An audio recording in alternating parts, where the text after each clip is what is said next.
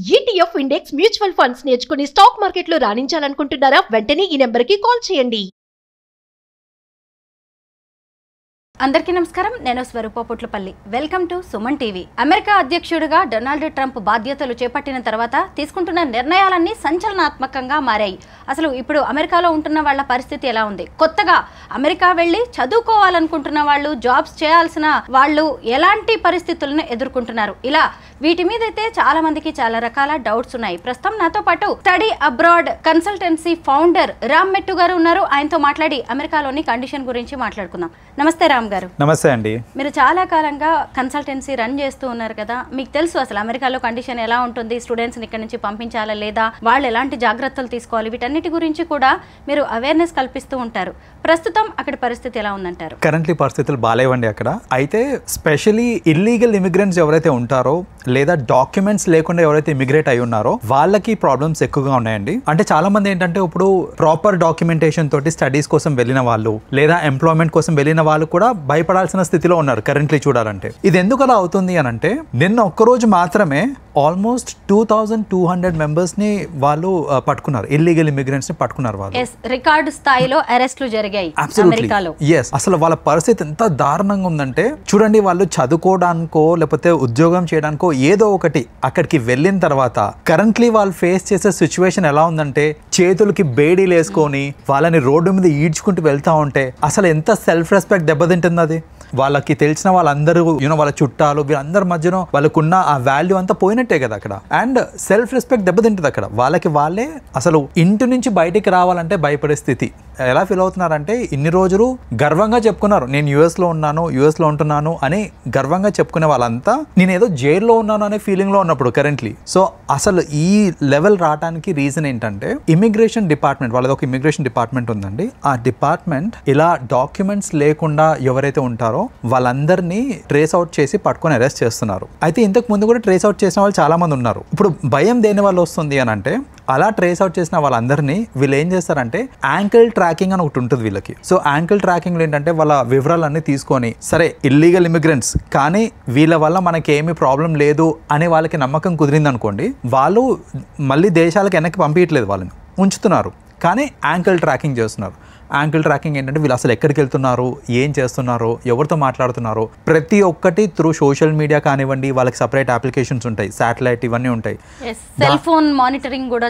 Exactly, cell phone monitoring ఇవన్నీ చేసుకుంటూ ఏంటంటే వాళ్ళ కదలికలన్నీ వాళ్ళు చూసుకుంటున్నారు. అయితే అలా ఇంతకుముందు అరెస్ట్ అయ్యి అలా వాళ్ళని మళ్ళీ వాళ్ళ దేశానికి వెనక్కి పంపించకుండా ఇన్ని రోజులు చూసుకున్నారు.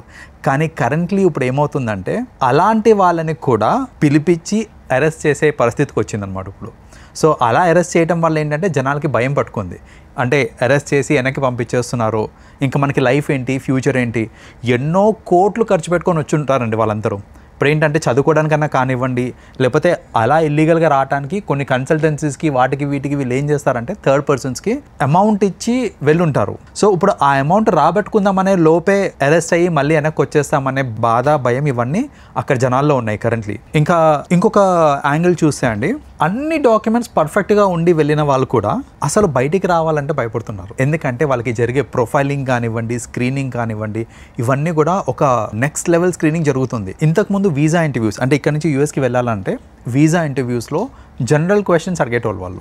లైక్ ఎందుకు వెళ్దాం అనుకుంటున్నావు, యూఎస్కి ఎందుకు వెళ్దాం అనుకుంటున్నావు, నీ క్వాలిఫికేషన్ ఏంటి, ఏ కంపెనీలో పనిచేద్దాం అనుకుంటున్నావు, లేకపోతే ఏ యూనివర్సిటీలో చదువుదాం అనుకుంటున్నావు, ఈ క్వశ్చన్స్ ఉంటాయి. కరెంట్లీ ఇప్పుడు ఏంటంటే సోషల్ మీడియా ప్రొఫైలింగ్ కూడా జరుగుతుంది. సో వాళ్ళ సోషల్ మీడియా హ్యాండిల్స్ ఏంటి, దాంట్లో వాళ్ళు ఎలాంటి పోస్టులు పెడుతున్నారు, అవన్నీ ఓకేనా, లేకపోతే ఏదన్నా అంటే వాళ్ళ మైండ్ సెట్ ఎలా ఉంది, వాళ్ళ యాటిట్యూడ్స్ ఎట్లా ఉన్నాయి, ఇవన్నీ తెలుసుకోవడానికి ఏంటంటే కరెంట్లీ ఇప్పుడు యుఎస్ గవర్నమెంట్ వాళ్ళ సోషల్ మీడియా అకౌంట్స్ ని ప్రొఫైలింగ్ చేస్తా ఉంది. ఎస్ రామ్ గారు, మనం సోషల్ మీడియా వెట్టింగ్ గురించి మాట్లాడుకోవాలి. అసలు ఒక స్టూడెంట్ కి వీసా ఇవ్వాలా వద్దా అనేది కూడా ఆన్లైన్ లో వాళ్ళ యాక్టివిటీ ఎలా ఉంది అని అఫీషియల్స్ చూసి మరీ ఇస్తున్నారు. సోషల్ మీడియా వెట్టింగ్ గురించి కూడా ఇప్పుడు బాగా టాక్ నడుస్తుంది, దాని గురించి చెప్పండి. డెఫినెట్గా అండి. సో ఈ సోషల్ మీడియా వెట్టింగ్ గురించి చెప్పాలి అని అంటే, చాలా మంది అండి సోషల్ మీడియా అనే ప్లాట్ఫామ్ని మిస్యూజ్ చేసుకొని వాళ్ళ వ్యూస్, వాళ్ళ థాట్స్, నాకు రైట్ టు ఫ్రీడమ్ ఉంది, నేను ఎక్స్ప్రెస్ చేయగలుగుతాను అనేసి వాళ్ళ కంటెంట్, ఇష్టం ఉన్న కంటెంట్ని వాళ్ళు ఎక్స్ప్రెస్ చేయటము, ఏదైనా అది పొలిటికల్ వ్యూస్ అవ్వచ్చు, లేకపోతే ఏదైనా అవ్వచ్చు, వాళ్ళు పెట్టే పోస్టులు ఉండి వాళ్ళ ఫ్రెండ్స్ సర్కిల్లో ఎవరున్నారు, వాళ్ళు ఎలాంటి గ్రూప్స్ని ఫాలో అవుతున్నారు, దేంట్లో వాళ్ళు యాక్టివ్గా ఉంటున్నారు, ఈ యాక్టివిటీస్ అన్నీ కూడా సోషల్ మీడియాలో రికార్డ్ అవుతూ ఉంటాయి. వాళ్ళు పెట్టిన పోస్టుల నుంచి అన్నీ. కరెంట్ సిచ్యువేషన్ ఏంటంటే ఆల్రెడీ యూఎస్లో ఉన్న స్టూడెంట్స్కి కూడా ప్రొఫైలింగ్ జరుగుతుంది. స్టూడెంట్స్ కానివ్వండి, ఎంప్లాయీస్ కానివ్వండి, వాళ్ళకి కూడా ప్రొఫైలింగ్ అవుతుంది. ఎవరైతే వెళ్దాం అనుకుంటున్నారో వాళ్ళని కూడా చూస్తున్నారు. సో ఇలా చూడటం వల్ల ఏంటంటే వాళ్ళకి ఏదన్నా కొంచెం తేడా కొట్టింది అనుకోండి, అరే వీడి మైండ్ సెట్ బాగాలేదు, లేకపోతే వీడి ఇంటెన్షన్స్ కరెక్ట్గా లేవు అని వాళ్ళకి ఏమైనా అనిపించింది అని అంటే వాళ్ళకి వీసా ఇవ్వకపోవడం, లేదా వాళ్ళు ఆల్రెడీ యూఎస్లో ఉంటే కనుక వాళ్ళని డిపోర్ట్ చేయడం, మళ్ళీ బ్యాక్ టు ఇండియా పంపించడం, ఇలాంటి యాక్టివిటీస్ కూడా జరుగుతున్నాయి. అయితే స్టూడెంట్స్ కానీ ఎవరన్నా సరే తెలుసుకోవాల్సింది ఏంటిదనంటే, మీ సోషల్ మీడియా ఒకవేళ నార్మల్గా న్యూట్రల్గా ఉందనుకోండి, భయపడాల్సిన పని లేదు. రైట్, మీ సోషల్ మీడియాలో ఏదన్నా వ్యతిరేకంగా, అంటే మరి ఎవరికైనా వ్యతిరేకంగా ఏదన్నా రాయటం కానివ్వండి, లేకపోతే ఎనీథింగ్ విచ్ ఈస్ ఎక్స్ట్రీమ్, అలాంటి ఏదైనా పోస్టులు పెట్టారనుకోండి, పొలిటికల్ పోస్టులు ఇలాంటివి ఏమైనా ఉన్నాయనుకోండి, అవి మాత్రమే డిలీట్ చేయండి, అంతవరకు మాత్రమే డిలీట్ చేయండి. అంతేగాని కొందరు ఏం చేస్తున్నారంటే స్టూడెంట్స్ ఎందుకు వచ్చింది, ఎక్కడ వాళ్ళు మిస్టేక్ పట్టేస్తారేమో అనేసి సోషల్ మీడియా అకౌంట్స్ని డిలీట్ చేసుకుంటున్నారు, విచ్ ఈస్ వెరీ రాంగ్. మీరు సోషల్ మీడియా అకౌంటే డిలీట్ చేశారనుకోండి, మీకు ఇబ్బంది ఏమొస్తుందంటే, మీ సోషల్ మీడియా అకౌంట్ చెప్పండి అని అన్నప్పుడు no I don't use it, లేకపోతే నాకు లేదు అని చెప్పారనుకోండి, వాళ్ళకి డౌట్ క్రియేట్ అవుతుంది, ఉంది కానీ వీళ్ళు డిలీట్ చేశారేమో, అంటే వీళ్ళు డిలీట్ చేశారంటే దాంట్లో ఏదో తప్పుగా వీళ్ళు పోస్టులు చేస్తుంటారు, so let us not consider him అన్నట్టు ఒక నెగటివ్ ఇంప్రెషన్ క్రియేట్ అయిపోయి మొత్తానికే మోసం వచ్చే ఛాన్సెస్ ఉంటాయి. కాబట్టి అకౌంట్స్ డిలీట్ చేయకండి. అకౌంట్స్లో ఏదైనా విపరీతంగా ఏమైనా రాసున్న పోస్టులు కానీ, పొలిటికలీ వ్యతిరేకంగా ఏమైనా రాసున్నారు, లేదా యూఎస్కి వ్యతిరేకంగా ఏమైనా రాసున్నారంటే అవిటిని మాత్రమే తొలగించండి, అన్నిటినీ డిలీట్ చేయాల్సిన అవసరం లేదు. అలా చేయటం వల్ల అన్నిటినీ ఒకవేళ డిలీట్ చేయడము, లేదా అసలు అకౌంటే డిలీట్ చేయడం చేస్తే కనుక ఖచ్చితంగా అది ఇంకా మేలు కంటే కీడు ఎక్కువ చేస్తుంది. కరెక్టే. చాలా మంది డిలీట్ చేసేస్తున్నారు ఎందుకు వచ్చిందిలే అని చెప్పేసి. కరెక్ట్. అయితే మీ దగ్గరకు కూడా చాలా మంది స్టూడెంట్స్ వస్తూ ఉంటారు కదా, వాళ్ళకి మీరు ఏం చెప్తున్నారు? ఇప్పుడు నాకు జనరల్గా వచ్చే ఒక క్వశ్చన్ ఏంటంటే, అసలు యూఎస్కి వెళ్ళడానికి ఇది రైట్ టైమా? యూఎస్ అనేది చాలా మందికి అబ్రాడ్ వెళ్ళి చదువుకోవాలనే కోరిక ఉంటుంది. సో నేను అబ్రాడ్కి వెళ్ళి ఈ టైంలో చదవడం కరెక్టా, లేకపోతే ఆగిపోమంటారా, లేకపోతే వేరే దేశానికి వెళ్ళమంటారా, ఈ క్వశ్చన్స్ ఎక్కువ వస్తున్నాయి నాకు ఈ మధ్యన. అయితే ఇక్కడ ఒక సింపుల్ అనాలిసిస్ అండి. మీరు డాక్యుమెంట్స్ అన్నీ పర్ఫెక్ట్గా ఉన్నాయి, మీ సోషల్ మీడియా క్లీన్ ఉంది, రైట్, మీరు ఏం తప్పు చేయలేదు, చేయబోరు కూడా అని అంటే భయపడాల్సిన అవసరం లేదు. ఇక్కడ యూఎస్లో మార్కెట్ కూడా అంత బాగాలేదు కదా అని అంటే దానికి ఆన్సర్ ఏంటంటే, ఎస్, ఖచ్చితంగా యూఎస్లో మార్కెట్, జాబ్ మార్కెట్ అనేది ఇప్పుడు బాగాలేదు. కానీ మీరు చదువుకోవడానికి వెళ్తున్నారు అనుకోండి, మీకు 2 బెనిఫిట్స్ ఉన్నాయి. ఈ టైంలో యూఎస్కి వెళ్తే 2 బెనిఫిట్స్ ఉన్నాయి. బెనిఫిట్ నెంబర్ 1 ఏంటంటే, ఈ టైంలో చాలా మంది వెళ్ళట్లేదు కాబట్టి మీకు వీసా వచ్చే ఛాన్స్ ఎక్కువ, అంటే వీసా యాక్సెప్టెన్స్ ఛాన్స్ ఎక్కువ ఉంటుంది మీకు. రెండోది ఏంటంటే, అంటే if your profile is clear, అప్పుడు యాక్సెప్టెన్స్ ఛాన్స్ ఎక్కువ ఉంటుంది. రెండో బెనిఫిట్ ఏంటంటే, మార్కెట్ ఖచ్చితంగా సెట్ అవుతుంది ఫ్యూచర్లో. ఇప్పుడు బాగాలేదు కానీ ఫ్యూచర్లో సెట్ అవుతుంది. మార్కెట్ సెట్ అయ్యే టైంకి మీ స్టడీ కూడా అయిపోయి ఉంటుంది కాబట్టి మనం ఏంటంటే జాబ్ రెడీ ఉంటాం అనమాట.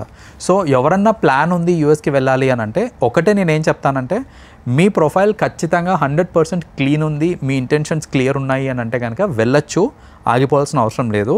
కానీ మీ డాక్యుమెంట్స్ కరెక్ట్గా లేవు, లేదా మీ ఇంటెన్షన్ కరెక్ట్ కాదు, నేను అక్కడికి వెళ్ళి ఏదో పార్ట్ టైంలో చేసుకుంటూ బతికేద్దాం అనుకుంటున్నాను, లేదా ఇంకేదైనా ఇంటెన్షన్ వల్ల వెళ్దాం అనుకుంటున్నానంటే కనుక వెళ్ళకండి, వెళ్ళి ఇబ్బంది పడతారు మీరు అక్కడ.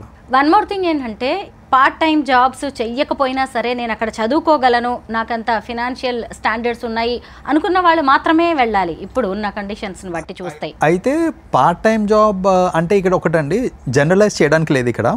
ఎందుకంటే యాజ్ పర్ రూల్ ఏంటంటే, మీరు 20 hours in a week part time jobs చేసుకోవచ్చు. అది కూడా యూనివర్సిటీలో వస్తే మాత్రమే, మీరు చదివే యూనివర్సిటీలో వస్తే మాత్రమే మీరు పార్ట్ టైం జాబ్ చేసుకోవచ్చు, అది లీగల్. సో మీకు ఆ సత్తా ఉంది అంటే, నేను ఒక అసిస్టెంట్షిప్ అంటారు దాన్ని, బేసిక్గా అసిస్టెంట్షిప్ కానివ్వండి, లేకపోతే ఒక లైబ్రేరియన్ లాగా కానివ్వండి, నేను అలాంటి జాబ్స్ కొట్టగలను, నాకు కమ్యూనికేషన్ స్కిల్స్ ఉన్నాయి, లేకపోతే నేను అలా ఈజీగా మౌల్డ్ అవ్వగలుగుతాను, ఫ్రీగా ఉండగలుగుతాను మా ప్రొఫెసర్స్ తోటి అనే నమ్మకం మీకు ఉంది అని అంటే ఎస్. లేదు, నేను ఎక్కడైనా రెస్టారెంట్లో పార్ట్ టైం చేసుకుంటాను అని అంటే అది ఇల్లీగల్ అది. సో కొందరు ఏంటంటే హామీ ఇచ్చేస్తూ ఉంటారు. ఎలా అంటే, ఇప్పుడు ఆల్రెడీ వెళ్ళిన వాళ్ళు ఉంటారు, అరే నువ్వు వచ్చారా, నేను చూసుకుంటాను నిన్ను, నాకు తెలిసిన రెస్టారెంట్ ఉంది, లేకపోతే మనదే రెస్టారెంట్ ఉంది, నీకు అందులో నేను ఇప్పిస్తాను నీకు, ఇలాంటివన్నీ చెప్పి ఎంకరేజ్ చేస్తుంటారు కొందరిని. But at the end of the day మీరు అక్కడికి వెళ్ళిన తర్వాత రూల్స్ స్ట్రిక్ట్ అయ్యి లేకపోతే పొరపాటున మీరు పట్టుబడ్డారనుకోండి అక్కడ వర్క్ చేస్తున్నప్పుడు, మీరు ఇల్లీగల్గా వర్క్ చేస్తున్నారు అనేసి మళ్ళీ డిపోర్ట్ అయ్యారు అని అంటే మీరు పెట్టుకొని వెళ్ళిన ఖర్చు మొత్తం వృధా అయిపోతుంది. సో స్టూడెంట్స్కి నేనేం చెప్తానంటే లీగల్గానే చూడండి, మీకు లీగల్గా పార్ట్ టైం దొరుకుతుంది, 20 hours మాత్రమే ఇన్ అ వీక్ చేయగలుగుతాను, అది కూడా విత్ ఇన్ ది యూనివర్సిటీ చేయగలుగుతానంటే వెళ్ళండి. లేదు నేను బయట పార్ట్ టైం చేసుకుంటాను అనే ధీమాతో వెళ్తున్నారంటే మాత్రం వెళ్ళకండి. రామ్ గారు, ఇంతకుముందు చాలా మందికి డాలర్ డ్రీమ్స్ ఉండేవి. ఇప్పుడు అమెరికా కళలన్నీ కళ్ళలైపోతున్నాయి. అమెరికా వెళ్ళాలంటే కూడా 1కి 10 సార్లు ఆలోచించుకోవాల్సిన పరిస్థితి వచ్చింది. మీరు ట్రంప్కి ముందు కూడా చూశారు, ఇక్కడ నుంచి స్టూడెంట్స్ వెళ్ళడం, అలాగే జాబ్ కోసం వెళ్ళడం. ఇప్పుడు చూస్తున్నారు ఇక్కడ సిచ్యుయేషన్ ఎలా ఉంది, అక్కడ ఎలా ఉంది అని. అంటే అప్పటి నంబర్కి ఇప్పటి నంబర్కి ఏమైనా తేడా కనిపిస్తుందా మీకు? చాలా తేడా ఉందండి. ఇంతకు ముందు ఏంటంటే ఈ రూల్స్ అని ఇంత స్ట్రిక్ట్ ఉండేవి కావు. సో ఇంత స్ట్రిక్ట్ లేనప్పుడు ఏంటంటే స్టూడెంట్స్ అట్లా అక్కడికి వెళ్ళి చదివేటప్పుడే పార్ట్ టైం చేసుకోవడము. నేను చెప్పాను కదా, డిఫరెంట్ ప్లేసెస్లో పార్ట్ టైం చేసుకునే వాళ్ళు ఇంతకుముందు అంతా. మన రెస్టారెంట్స్లో అవ్వచ్చు, లేకపోతే సూపర్ మార్కెట్స్లో అవ్వచ్చు, అలా ఎక్కడంటే అక్కడ చేసుకునే వాళ్ళు, విచ్ ఈజ్ యాక్చువల్లీ ఇల్లీగల్. కానీ గవర్నమెంట్ స్ట్రిక్ట్ లేకుండే. అప్పుడు గవర్నమెంట్ స్ట్రిక్ట్ లేదు కాబట్టి జనాలందరూ ఏంటంటే ఇక్కడ చేసే పని కంటే అక్కడ చేస్తే డబ్బులు ఎక్కువ వస్తాయి కదా అనే ధీమాతోటి ఆ డాలర్ డ్రీమ్స్ అని అలా క్రియేట్ అయినవన్నీ. కరెంట్ సిచ్యువేషన్ ఏంటంటే ఆల్రెడీ ఉన్న రూల్స్ని స్ట్రిక్ట్ చేశారు వాళ్ళు, కొత్తగా పెట్టిందేం లేదు, ఉన్న రూల్స్ని స్ట్రిక్ట్ చేశారు. చేయడం వల్ల ఏంటంటే ఇలా పార్ట్ టైం జాబ్స్ చేసుకుందాం అనుకున్న వాళ్ళందరూ ఇక వెళ్ళడం అనేది వేస్ట్ అన్నట్టు వాళ్ళు ఆగిపోతున్నారు. అలాంటి సంఖ్య ఆల్మోస్ట్ ఒక 70% మంది ఉన్నారు. 70% స్టూడెంట్స్ ఏంటంటే చదువుకుంటూ జాబ్ చేసుకుంటూ డబ్బులు సంపాదిద్దాం అనే దృష్టితోనే వెళ్ళే వాళ్ళు ఎక్కువ మంది ఉన్నారు. సో ఇప్పుడు ఏంటంటే అది స్ట్రిక్ట్ అయిపోయినాయి కాబట్టి ఆబ్వియస్లీ అలాంటి వాళ్ళందరూ ఆగిపోతున్నారు. అది ఆగిపోయేసరికి నెంబర్ ఆఫ్ పీపుల్ వెళ్ళే వాళ్ళందరూ డ్రాస్టిక్గా తగ్గిపోయారండి.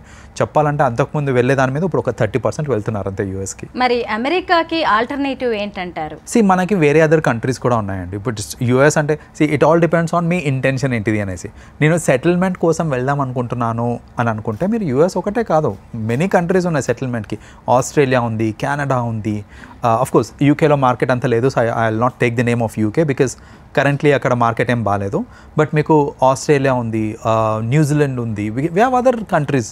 సో మీరు క్వాలిటీ ఆఫ్ ఎడ్యుకేషన్ చూస్తున్నారా, క్వాలిటీ ఆఫ్ లైఫ్ చూస్తున్నారా, సెటిల్మెంట్ చూస్తున్నారా, డబ్బులు చూస్తున్నారా, మీకు ఏం కావాలి అనే దాని మీద మీరు అదర్ కంట్రీస్ని ప్రయారిటీస్ కింద తీసుకోవచ్చు.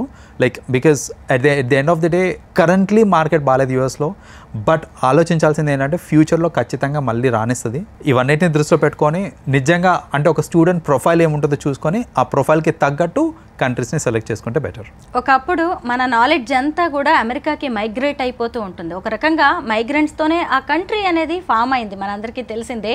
అయితే ఈ టైంలో ఇప్పుడు చాలామంది అమెరికా వెళ్ళడానికి ఆలోచిస్తున్నారు కాబట్టే మన కేంద్ర ప్రభుత్వం కావచ్చు, మన రాష్ట్ర ప్రభుత్వాలు ఎలాంటి జాగ్రత్తలు తీసుకొని మన వాళ్ళకి ఇక్కడే మంచి ఆపర్చునిటీస్ కల్పిస్తే మంచిదంటారు? యాక్చువల్లీ ఇక్కడ ఆపర్చునిటీస్ కల్పిస్తే ఖచ్చితంగా మన వాళ్ళు ఉంటారండి. కాకపోతే ఇక్కడ ప్రాబ్లం ఏంటంటే the end of the day మీరు ఎంత టాలెంటెడ్ అన్నా సరే మీ శాలరీ రూపీస్లో వస్తుంది, అక్కడ ఏంటంటే శాలరీ డాలర్స్లో వస్తుంది. సో ఆ మ్యాచింగ్ అనేది కష్టం. ఇప్పుడు నేను అక్కడికి వెళ్ళి చేస్తే నాకు వచ్చే అమౌంట్ ఏదైతే ఉందో ఆ అమౌంట్ ఇక్కడ మ్యాచ్ చేయడం అనేది కొంచెం కష్టం. జనరల్గా ఏంటంటే ఆ మిస్ మ్యాచ్ వల్ల చాలా మంది ఇక్కడ నుంచి యూఎస్కి వెళ్ళిపోతూ ఉంటారు. All we can do is improve చేయొచ్చు, మేబీ ఇంకా ఆ పే స్కేల్స్ అని కొంచెం ఇంక్రీజ్ చేయడం లాంటివి చేయొచ్చు. But at the end of the day ఇదంతా ఒక ప్రైవేట్ ఆర్గనైజేషన్ మీద నడుస్తూ ఉంటుంది కాబట్టి గవర్నమెంట్ పెద్దగా ఇన్వాల్వ్ అవ్వడం అంతా కుదరకపోవచ్చు. బట్ మీరు ఇందాక అన్నట్టు ఐటీ కంపెనీస్ ని చాలా ఎస్టాబ్లిష్ చేయొచ్చు. ఐటీ ఇప్పుడు మనకి మన వాళ్ళకి ఇక్కడ జాబ్స్ రాక కాదండి, అక్కడ శాలరీలు ఎక్కువ ఉంటాయని మన వాళ్ళు వెళ్తూ ఉంటారు. లైఫ్ స్టైల్ కూడా బాగుంటుంది, అమెరికాలో ఉంటున్నాం అని చెప్పుకోవడం ఒక ప్రౌడ్ స్టేటస్ సింబల్. ఇదంతా ఇంతకు ముందు.